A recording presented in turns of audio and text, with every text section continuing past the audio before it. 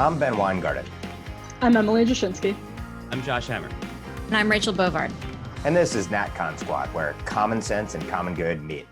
NatCon Squad is brought to you by the Edmund Burke Foundation, the home for national conservatism. Be sure to subscribe now on iTunes, Stitcher, Spotify, YouTube, or wherever you get your podcasts. So we've got, as always, a very diverse array of topics we'll be addressing today. We'll kick it off with Emily, who will talk about the Biden administration's partnering with literal Hitler today, Vladimir Putin, at least in the words of the Biden administration's friends. We'll talk about the end of the unipolar moment with Josh.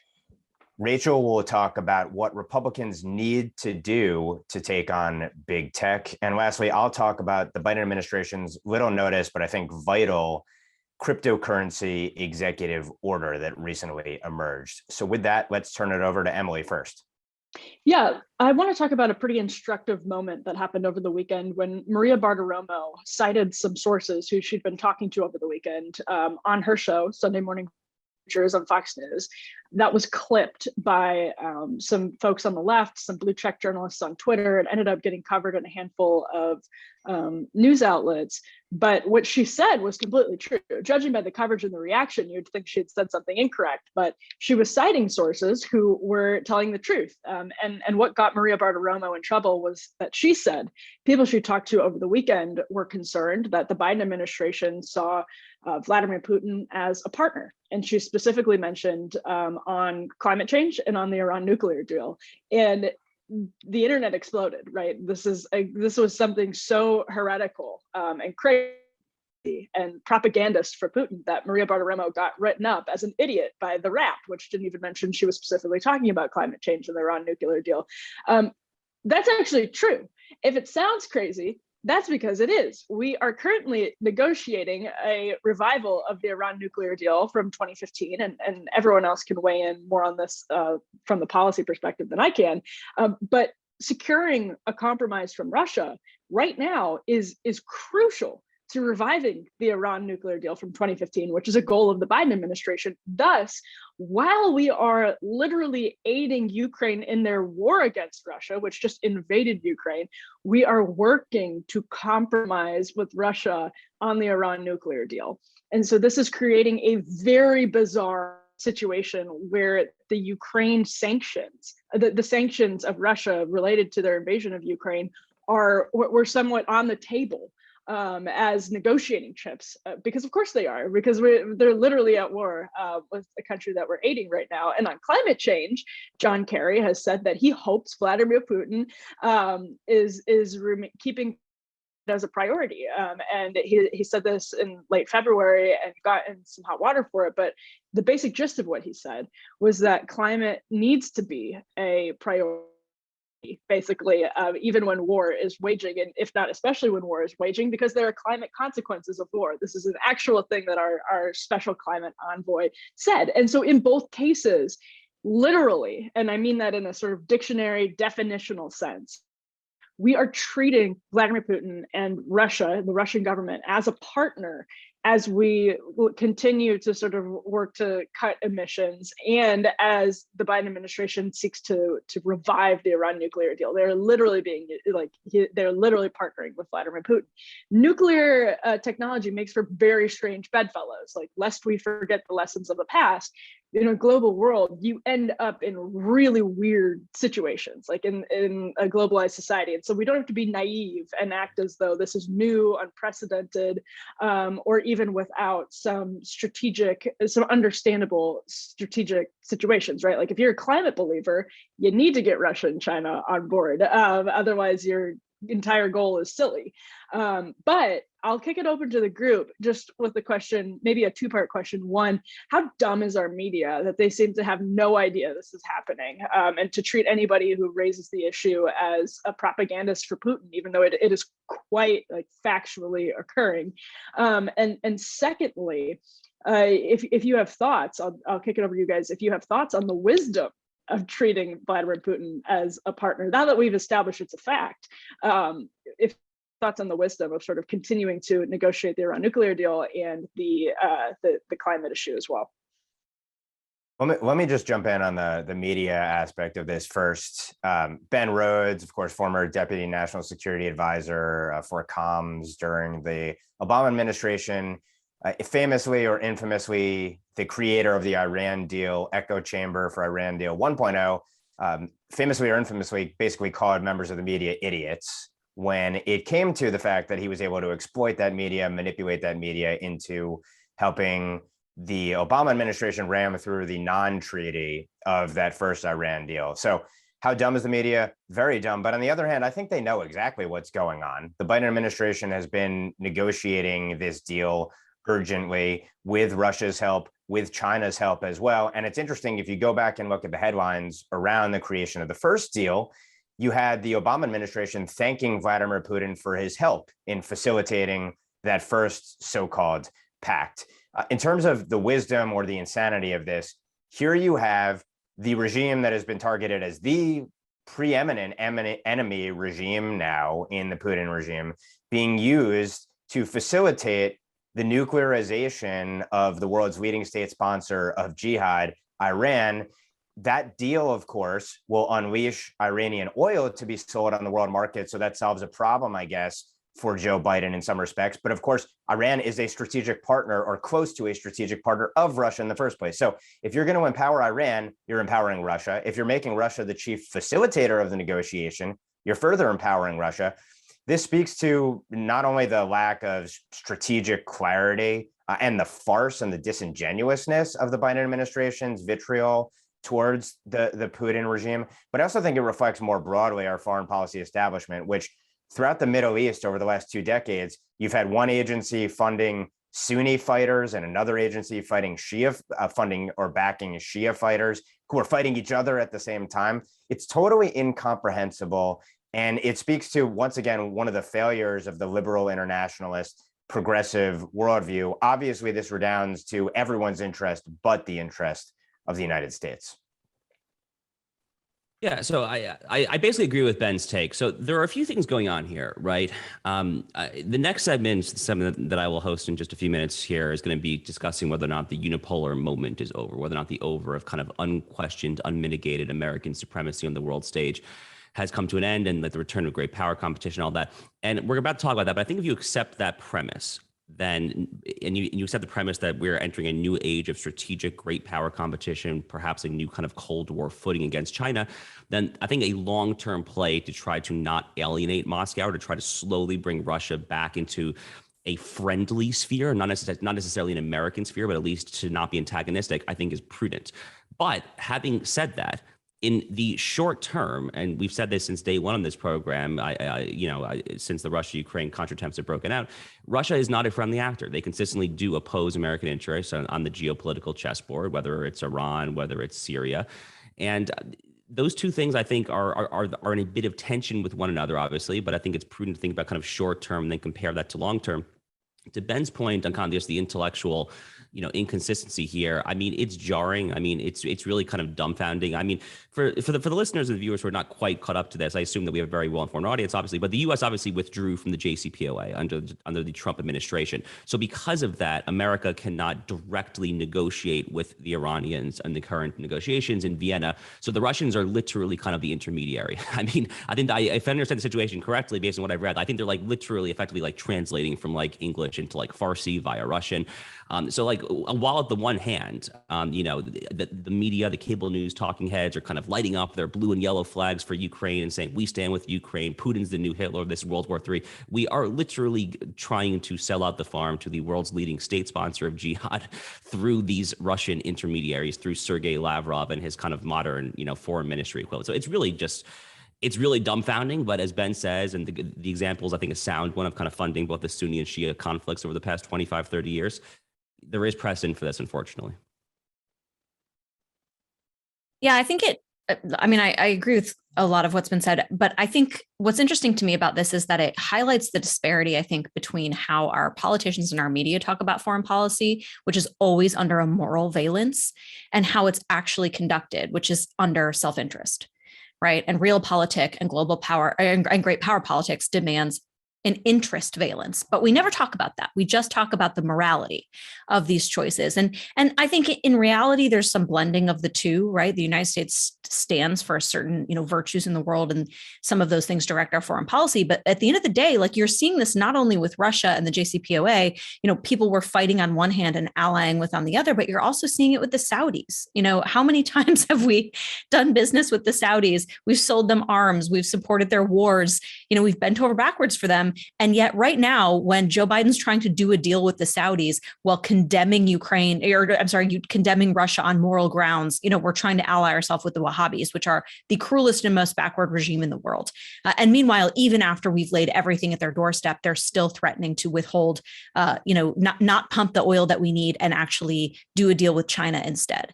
So again, it would be great if our discourse could just be honest about all of this, but we never can. So I do think that pointing out that disparity is important between how we talk about foreign policy, which is always under a moral valence, and the self-interest with which it's actually conducted. And our media, I think, going back to Emily's point, are our media dumb? I mean, I think the answer is like an overwhelming yes constantly, because they take the easy refrain, and none of our foreign policy sort of journalists at all take a curious look at what's actually going on and report it through a lens of self-interest, which is what you'd think they would do, which I think they really do the country a disservice in this generally.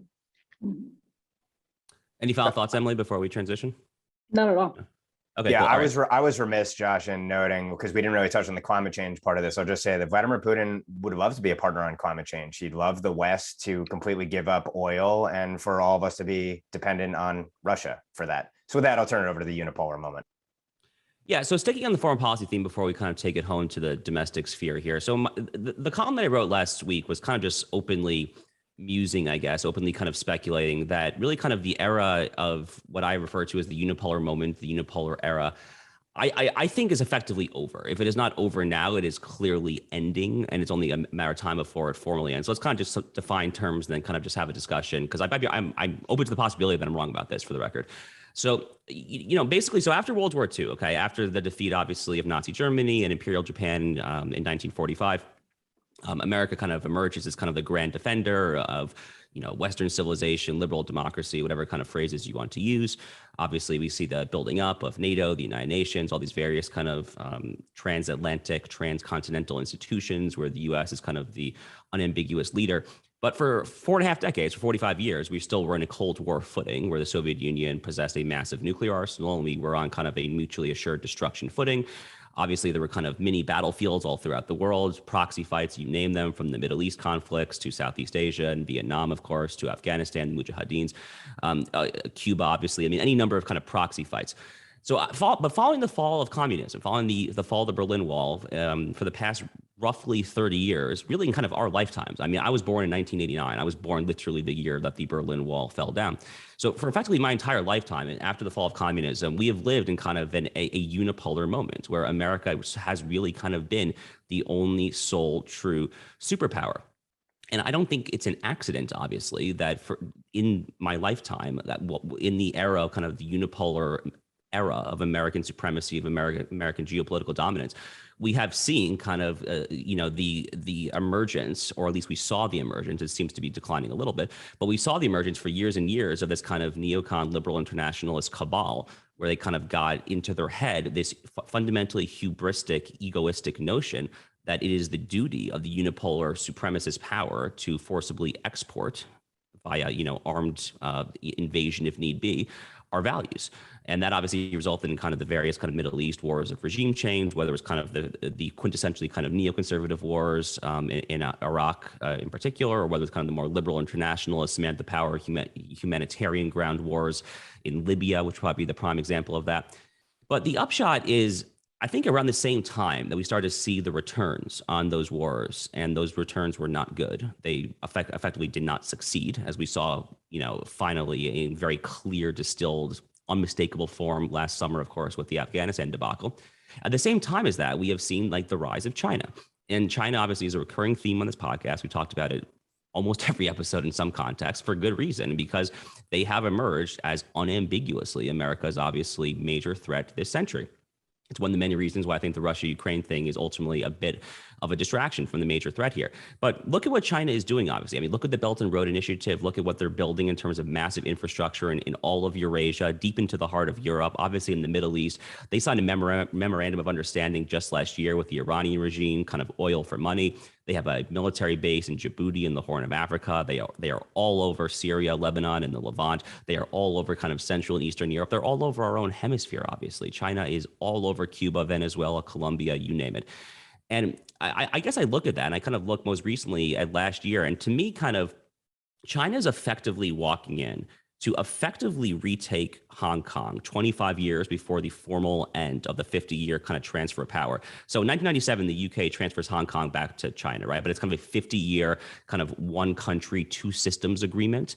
And then in 2047, in theory, of course, not that the Chinese Communist Party can, formally kind of abide by the paper that deal was written on. But in theory, 2047 was when Hong Kong was to be kind of formally reabsorbed back into the People's Republic of China. The problem is that what we saw over the past year or two, really kind of last year with the national security law, the shutting down of Apple Daily and various other Hong Kong publications, the Chinese Communist Party effectively just has retaken Hong Kong. Hong Kong today is not the Hong Kong of 2, 3, 4 years ago. It makes me very sad as someone who has visited there, who saw in kind of all its glory. And it seems to me that's really only, I tend to be kind of black-pilled on the Taiwan question. I think it's probably only a matter of time before Xi Jinping makes his move here.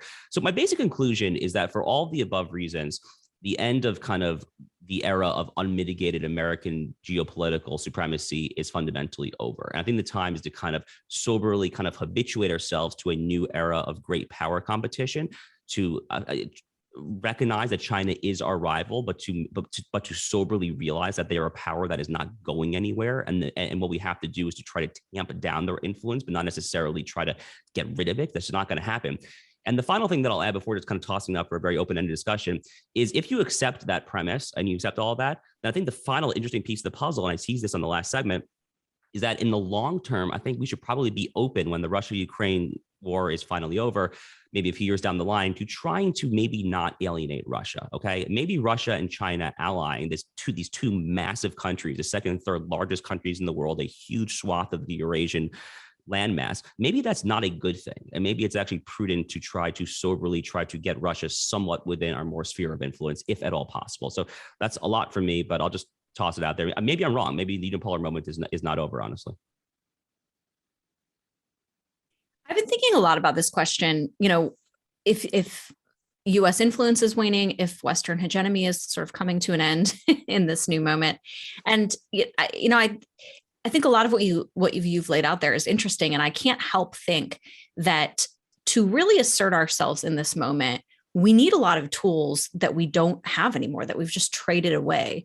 And I'm thinking of the theme that we always talk about, which is our economic entanglement with China, right? If you think about what we are able to do to Russia right now, the sanctions we're able to impose, the oligarchs we're able to kind of go after, how we're able to hamstring and sort of circumvent them economically, we could not do that to China right now.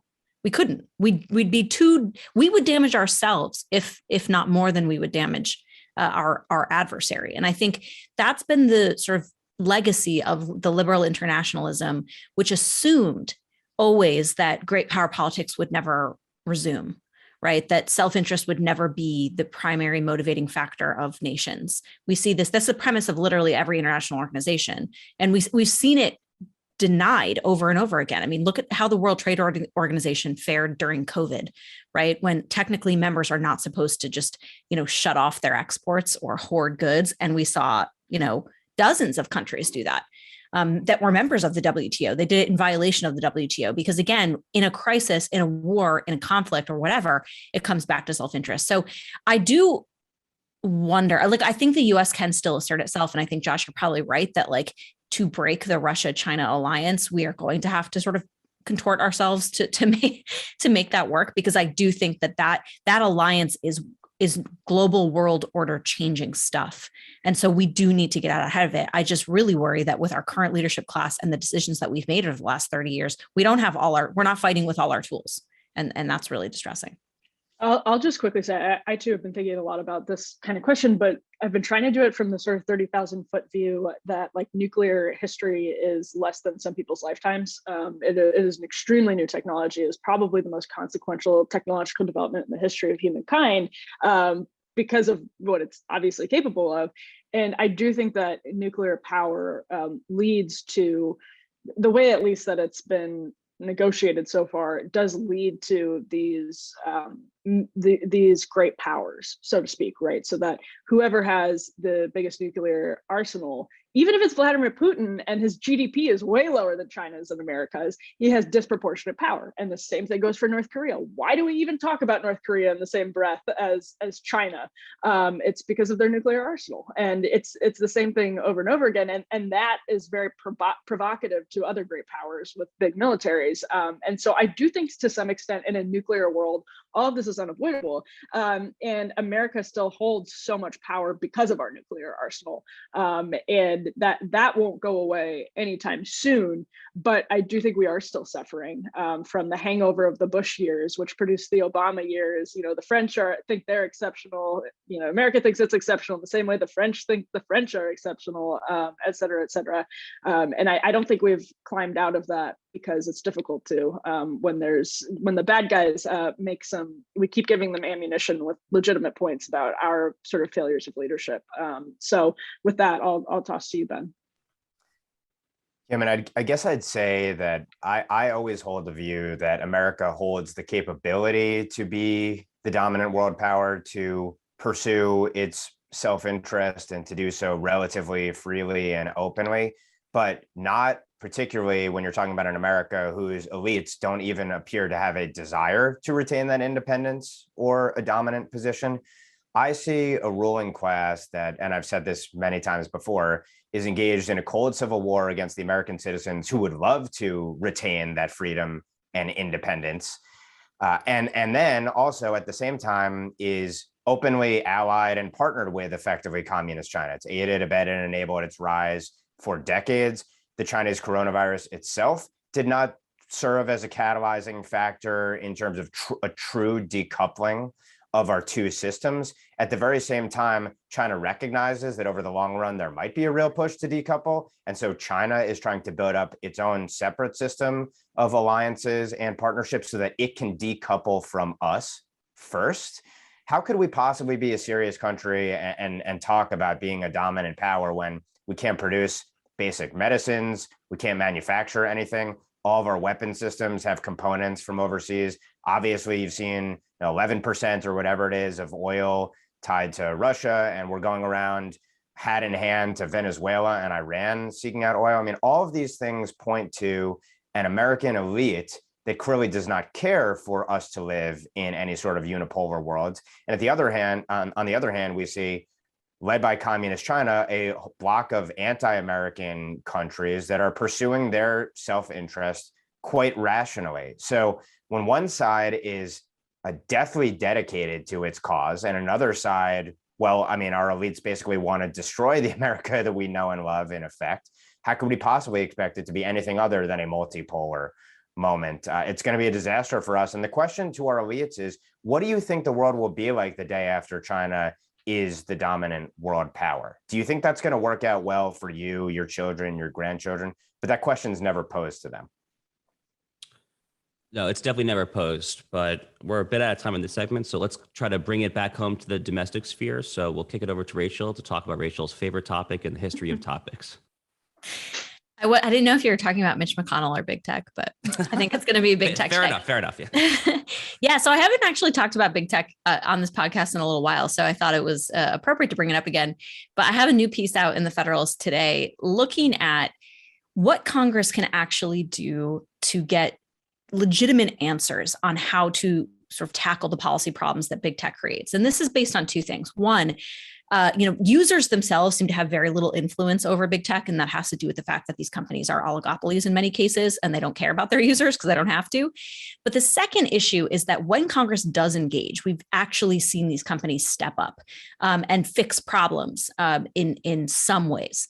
And so when I was thinking about, how to address this issue, I came back to this critique that I constantly hear from people who are like, the government shouldn't do anything about tech.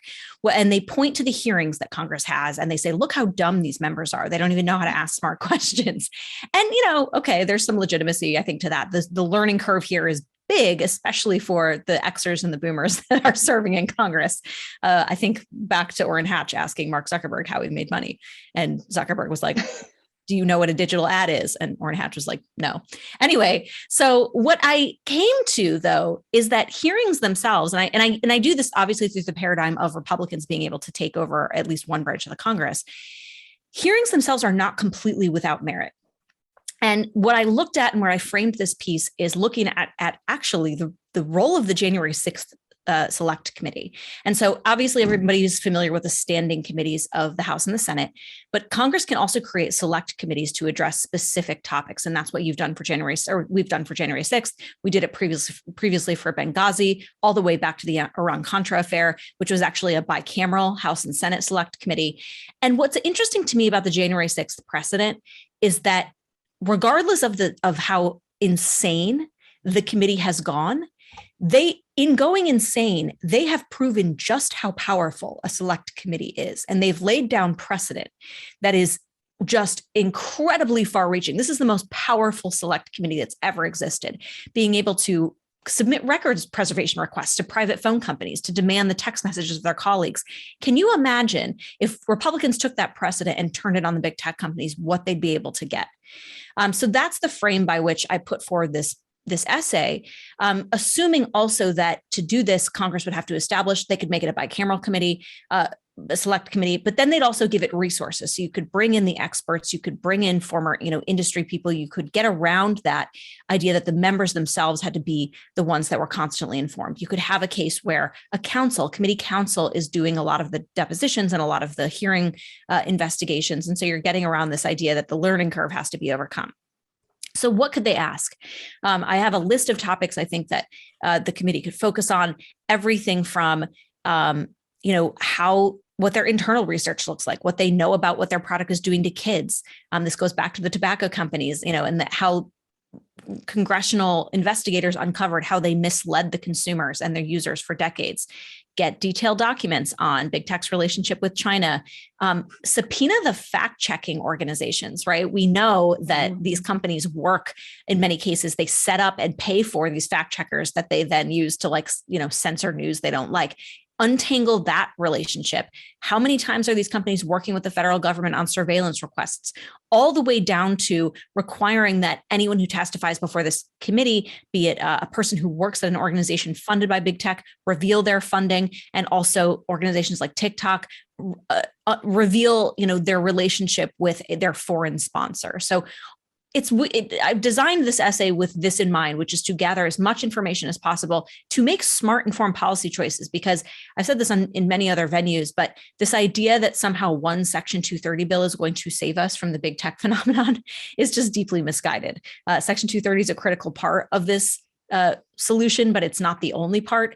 And I think Congress, if they're truly going to solve the big tech issue, it's a hugely comprehensive take that they have to push forward. And I think a select committee doing this kind of work and asking this kind of questions could inform such an approach. So I throw it open to the group because I know I've said on this podcast before that hearings are worthless. But I think under this framework, I think they could be more than worthless. They could be beneficial. So anyway, now is as good a time as any to appreciate Rachel's hypocrisy. And to appreciate Rachel's acknowledgement of her hypocrisy. Just a classic DC actor. Swamp. No. Yeah, hearings do involve subpoenas, and you just made a great point. Subpoena the fact checkers. I mean, this is also, by the way, breach of contract, and Josh can probably talk more about that in some cases when you're purporting to provide consumers something that is neutral, or you're purporting to provide consumers something that, let's say, checks facts and you are utterly failing at that in a million different ways, that's the kind of thing actually that gets people fired. It's the kind of thing that that absolutely exposes the failures of different organizations in ways that really hurts their market power, because consumers realize that it's a charade. And so, yeah, actually there is, I think, to Rachel's point, right? The hearings are the perfect venue for political theater, and they're often exploited to that extent. And they're often sort of hollow and just for performative posturing and all that stuff. But if you're serious and you have specific questions to pin people down, actually, I think Facebook particularly been hurt by Zuckerberg's appearance at hearings. And I think the same thing of Sheryl Sandberg. And you can talk about different tech executives that it's actually really hurt their business that they've had to testify. Jack Dorsey, another really good example, because it does expose the specifics of their practices. And when you have really good pinpointed questions from policy experts who know exactly what to ask, are serious about holding some of these people's feet to the fire, you can get some good stuff. And so there's a lot of substance with hearings when they are done correctly.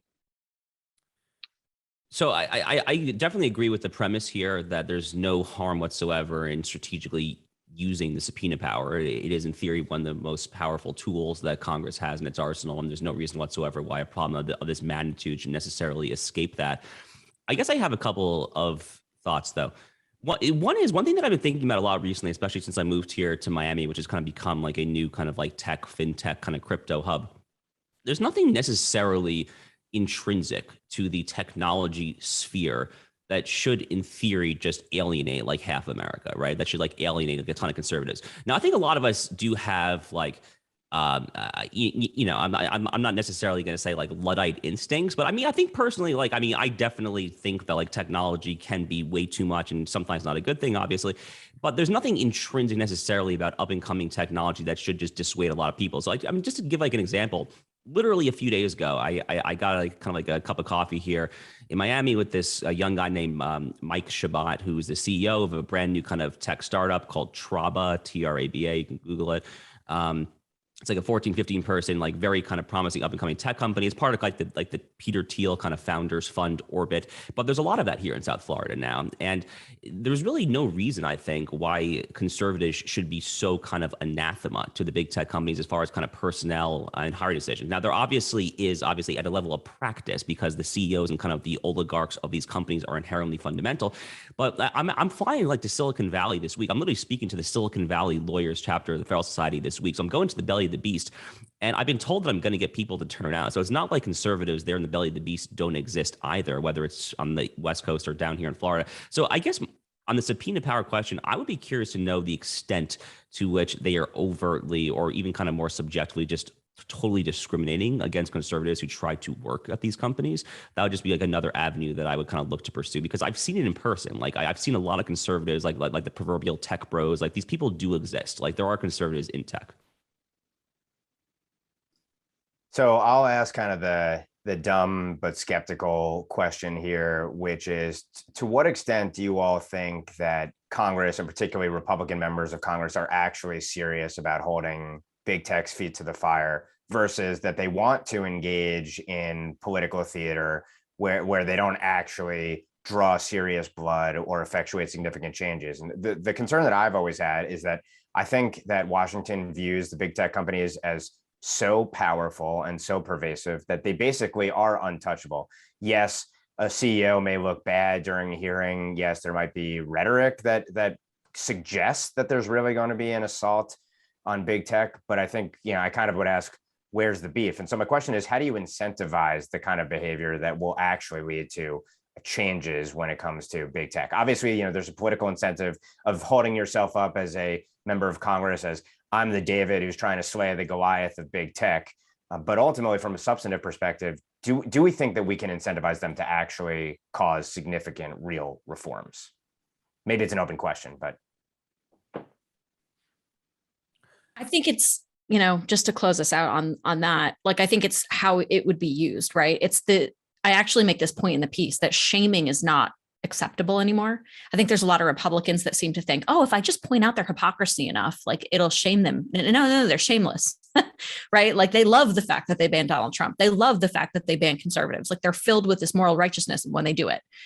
So all of this has to be done under the guise of a concerted policy response. This can't just be like, oh, we're going to point out how bad you are. Like, no, we're actually changing the law, and we just need a little bit more like to figure out the system and how it works before we do it. That would be my take.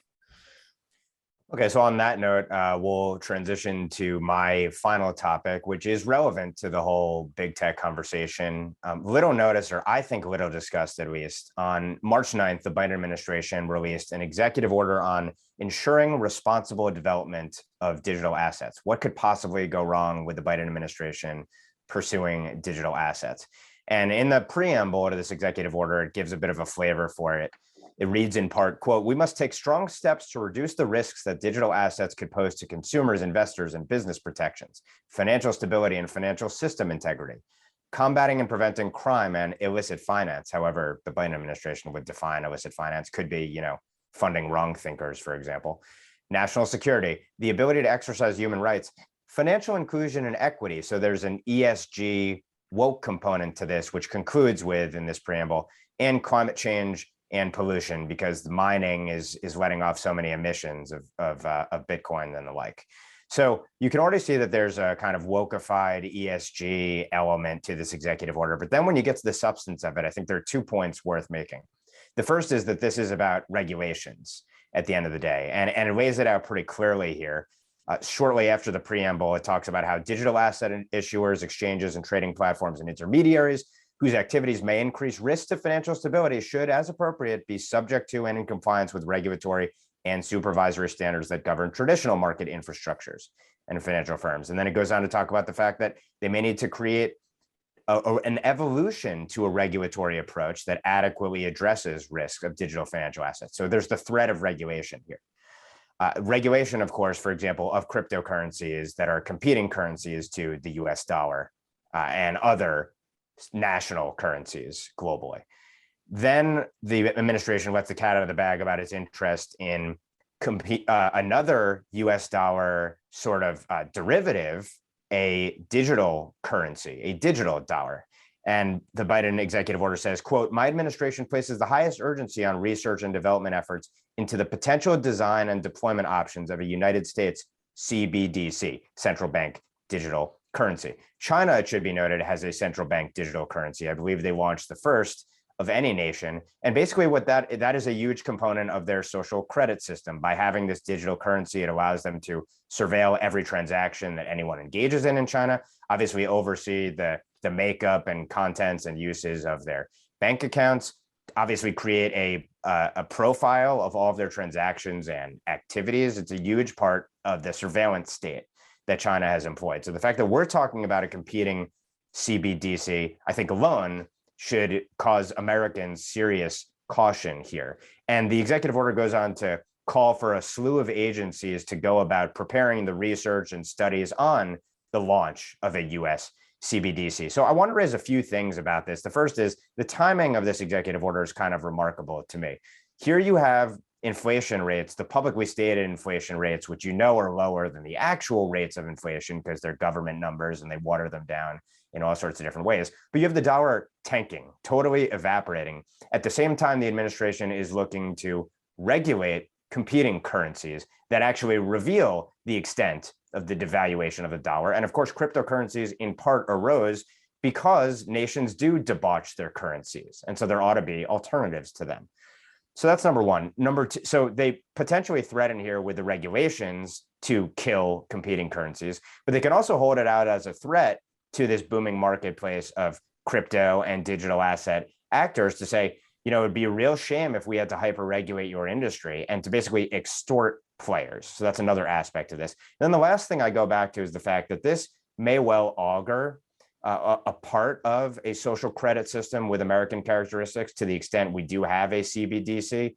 If you look at the evolution of the US dollar, it went from being on a strict gold standard to a much less stringent gold standard to going off gold convertibility in 1971 to a sinking dollar since. It would make sense that if you've crippled your currency, then the next thing would be to go from a declining paper dollar to then a digital dollar that you can further devalue at the tip of a hat, especially because the US government is the world's greatest debtor. We have as I've argued before, a debt-based economy. It's a debt-based dollar. Someone I saw quoted as saying that a CBDC for America would be a surveillance tool disguised as a payment mechanism. And I think that's right. So here you have a potentially in the offing, the devaluation, the destruction of a dollar, and also the erosion of our privacy. And I think those 2 points are both wrapped up in this executive order. I wonder what you all make of this. Is this as big a story as I think it is? And isn't it interesting how underplayed it's been in recent days? So Tucker had another of my kind of new Miami tech crypto bro friends on, a guy named Nick Carter. Tucker had this guy Nick Carter on last week to talk about this.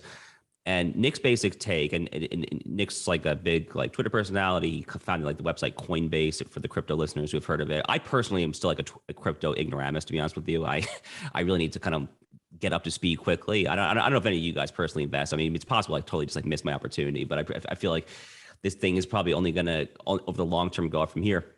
Anyway, if you believe this guy Nick Carter and all the other crypto people that I've met here and the people I talked to, this is what Joe Biden would call a big effing deal. This is potentially a massive deal here, and it's not just kind of the crypto community that's talking about it. A lot of kind of my more traditional kind of Ron Paul aligned libertarian kind of gold bug friends, the buy gold crowd, the people that kind of watch Fox News all day and stock up on gold.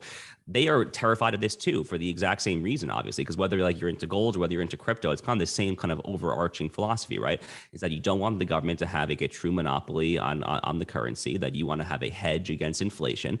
And oh my God, I can't possibly wonder why all of us would want to hedge against inflation. I mean, look at the freaking CPI numbers. We're facing the highest inflation since the Jimmy Carter era. I mean, the early Reagan years at the latest, before kind of Paul Volcker came in, obviously, as the Fed chair and kind of did, hike the interest rates to kind of quash inflation. So now is just the total wrong time, in my only mildly informed opinion, to kind of come out there and potentially kind of tamp down on alternative currencies that could potentially serve as a hedge against this. The China comparison is also apt. It is that is not a coincidence. It is definitely not a coincidence that the Chinese Communist Party has been kind of the one laying the foundation for this digital currency path.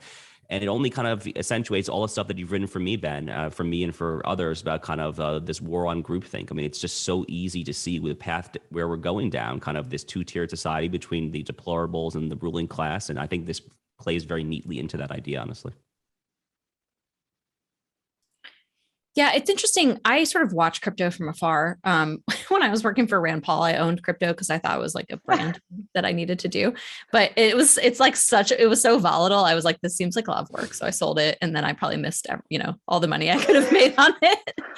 But, I think what's interesting to me about crypto is that it was sort of waiting for this moment. What I think is on less understood about the blockchain is that you can't actually delete data from it. Right. So if the government asserted itself over the blockchain, it's a gold mine of data. And I think that's exactly what's trying to be done here. And I think that this is the question I have for the Web3 people who are Web3 will save us, crypto will save us, is that you have to keep it so decentralized, number one, for it to work. And two, you have to ingratiate it into sort of the mainstream of society. And I know that there's efforts, and I think Miami is one of those efforts, right, to try and make crypto a mainstream thing for the normies, right? That it's like paying with a credit card, right? You pay with crypto. I'm not actually sure that would happen. You'd have to have almost total adoption, I think, of that. And also, again, with the Web3 argument, people would have to buy their own servers, all these things that I'm not sure people are willing to do. But I also agree with your premise, Ben. I mean, this is a huge sort of step over the Rubicon, trying to control the decentralized economy that I think a lot of people is attracting a lot of people in this moment where every aspect of your digital life is being used against you in some way. The reason I personally have been hesitant to get on the Bitcoin bandwagon is because I think it's very quickly going to be centralized in a way that its backers don't fully expect. And that's just sort of from the vantage point of somebody here in Washington, DC, that I think Rachel or Josh just said this, for it to work basically for it to function as it should normatively, you can't have the creep of government intervention and government control, but you also cannot operate a currency in this world without government finding a way to control it. And that's why even the crypto industry right now has lobbyists here in Washington, D.C. And so you have it becoming a powerful special interest of itself. And so the benefits, then you just have to say, are they going to be, how do we weigh the benefits? And so I think the people who are really into crypto sort of like as their job or their hobby are smart, and they're doing something that, you know, has virtue. But I also wouldn't underestimate how quickly that could change based on actions that the government can take. And so, yeah, this is an executive order. What it could become fairly quickly is the next big question. And I just do not see how it survives much longer without coming under control. On that sunny note, let's go to our parting chats. I think I was going to go back to something Josh was raising in my segment about sort of the premise behind technology, right? Being essentially values neutral in the sense that there's no reason conservatives should dislike technology. You know, we have a lot of people that are actually using it. And I think that that's a point well made, but I think that also adds an urgency to why I think a policy response to our current technology crisis is so vital. Because again, you know, to say conservatives are Luddites, like I think you were like, it's an overstatement. And I agree with that. We do hold on to tradition, right? And we always want to make sure that with whatever technical revolution is happening, a lot of that is celebrated for making justly, right? For making our lives easier, for making it easier to communicate all these different things. But at some point, the balance shifts and the technology starts to change the social contract, and it starts to change how we all interact. And that's the point where the self-government steps in and says, no, like we rule you, you don't rule us. You know, we incorporate you into our values and traditions, you know, versus the other way. But that is not happening right now. And that is for two reasons. One, you know, it's just this sheer dominance, I think, of these big tech platforms, but also their ideological capture. And so what I think many on the right just do not understand, they look at sort of a big tech response through the lens of, oh, big government is acting and that is bad. And it's like, no, this is now a ubiquitous technology through which we encounter one another, through which we engage the society. The right needs to make sure that we are not being cut off, that technology is not being used to cut us off from what is now, you know, again, the public square, the financial sector, the market, all these ways in which technology informs that. So I constantly make this case to the right to see it through that lens. But I think that, you know, you're right, Josh, to bring up the fact that conservatives do use tech, but for how long if we don't act, right? The technology sector, I think, is increasingly ideologically sort of censored in a very serious way. And so again, I just bring up the fact that conservatives really do need to be paying attention to this, because it's a huge paradigm shift for how we govern this country that a lot of people are just still not paying attention to. Yeah, I mean, that I agree with all that for sure. I guess what I was trying to say was like two things. One is, it seems to me there's like a slight cultural contrast between a lot of kind of like these small kind of tech bro startup culture, kind of like the broader Peter Thiel world as but one example, and like the big tech, you know, like the Zuckerberg level oligarchs. And I don't know exactly what is to blame for that. I mean, maybe Congress could find out more if they use the subpoena power to find out like the way that these companies are discriminating in terms of who they're hiring and whatnot. I mean, that would be a fun use of the subpoena power, in my personal opinion, but I guess we'll see what happens. But your broader point is really well taken here about kind of technology and capitalism. And this is kind of the entire point of kind of like the Irving Kristol 2 cheers for capitalism. Right? This is kind of the entire point of a political economy that sees capitalism as a deeply, deeply valuable instrumental means, but ultimately not an end unto itself. Because the prudent statesman, when it kind of gets down to it, when it gets down to brass tacks, when it gets down to the way to approach kind of political economy, and big tech is obviously a perfect example, is a paradigmatic example of this, is that it is important, prudent, and ultimately necessary for patriotic, kind of national interest centric, a nation state oriented, you know, NatCon minded, if you will, statesmen to put thumbs on the scale to channel these forces, be they kind of capitalistic forces or technological forces, towards the preservation of the nation state and ultimately the common good and the human flourishing of the polity. And, you know, that is kind of like the basic philosophy, right? And obviously the policy means, we talk about this on this podcast a lot. I think Rachel has a lot of great ideas and I basically agree with all of them. But the premise there is totally right. I mean, like if you're letting just these technology companies do whatever the heck they want, When I do these various big tech debates, like the recent one that I did with Robbie Soab in Dallas, the way that I always frame it is fundamentally not necessarily one of censorship or free speech. I think it's kind of small potatoes. The larger philosophical question here is ultimately one of lowercase r Republican self-governance. Okay, who is controlling the town square? Who is controlling the marketplace? Who is even dictating the rules for the town square and the marketplace? Are we outsourcing it through kind of this like ridiculous Section 230 interpretation? Are we outsourcing all of that to the oligarchs, or are we going to reclaim sovereignty from the technocrats? So this is deep stuff, obviously. And, I think any kind of statesman, whether you're Democrat, Republican, Lena Khan, Ted Cruz, whatever, if you care about the nation state and the common good of the polity, you have to be thinking hard about this. And I'll just say also this question of who's governing the town square, not to get too galaxy brain, but when we have these technologies, social media in particular, even Zoom, which we're recording on right now, which was mostly used in like classrooms and corporations before the pandemic, these are technologies that make it so much easier for the consolidated power brokers to control the town square in Kansas, right?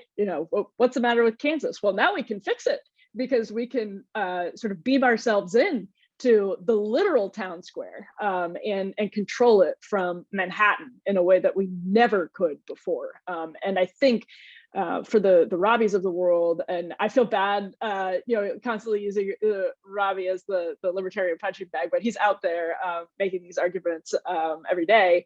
So that's what I think is important, is not just to see this in the myopic policy debate, but to understand that this is part of a dramatic shift in human life and human behavior, and that our policy needs to keep up with it in a way that is healthy for human behavior. And that should inform the broader Republican and Democrat approaches to technology. The environmentalists and the naturalists on the left should be allied with the religious folks on the right who believe fundamentally in human nature and have intense concerns about the ways our technology governed by corporations is impacting, and trying to interfere and detach ourselves from our human nature, whether that's on trans issues, whether it's an antitrust conversation because of Facebook, whatever it is. We have to really bring this 30,000 foot realistic understanding of what's happening in the sweep of history to the table. We cannot be so myopic as to think, technology like the car and the airplane, that's old. No, it's not. It's brand new. Actually, in the scope of human history, it's bringing us together in new ways, and it's pushing us to our limits. And we need to understand that. I think stepping back at the 30,000 foot level, if you were a tyrant and you wanted to devise a way to have total control over people, getting billions of people addicted to certain apps and using certain platforms just provides a whole new way to exert control over society. And it is interesting how, there's sort of a libertarian underpinning to most of these technologies that were created, and indeed a lot of the original founders, and of course the entrepreneurial nature of these enterprises from their beginning, definitionally, and now how these enterprises grow big, and they not only, of course, kill off competition, but they're then used by leftist ideologues to try to control the marketplace of ideas globally. And of course, that power can potentially be exerted to punish wrong thinkers. I think ultimately that users matter more than technology, but the technology also can have really detrimental impact on our users. And I just think about the fact, look at social media platforms like the dopamine rush of a Twitter, for example. These sorts of apps literally rewire our minds. They discourage long-term thinking, reflection, prudence in our interactions. Obviously, they sort of remove us from real life interactions within our communities and atomize us. So, the users matter more than the technology, but the technology also has substantial impact on the users. And I think that's worth recognizing. Last point I'll make, because I was remiss in doing so, when Josh was talking about the need to effectuate or the imperative perhaps over the long term to try to effectuate a reverse Sino-Soviet split today, a Chinese-Russian split today. It's worth noting, first of all, that I do think that the Trump administration, that was the intent. And I think Russiagate killed any ability to try to foster relations in areas where our interests might overlap with Russia, even, whatever you think the wisdom of that, there might have been areas that we could have worked together and that would have redounded to our benefit instead of Russia now being the junior partner to a China senior partner. And also just a little history that I always think is kind of fascinating. Kissinger counseled Nixon in a February 1972 exchange, and I was doing some research on this, that, quote, for the next 15 years, we have to lean towards the Chinese against the Russians. We have to play this balance of power game totally unemotionally. Right now, we need the Chinese to correct the Russians and to discipline the Russians.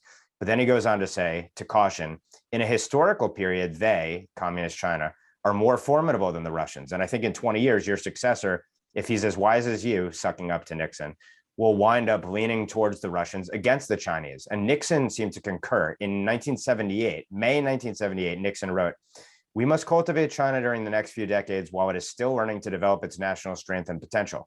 Otherwise, we will one day be confronted with the most formidable enemy that has ever existed in the history of the world. And later on, he would go on to say that we may have created a Frankenstein's monster with respect to communist China. So it's interesting, that history, and I think we're living through that history now 50 years on from the opening of relations, but we're dealing with the consequences of it today.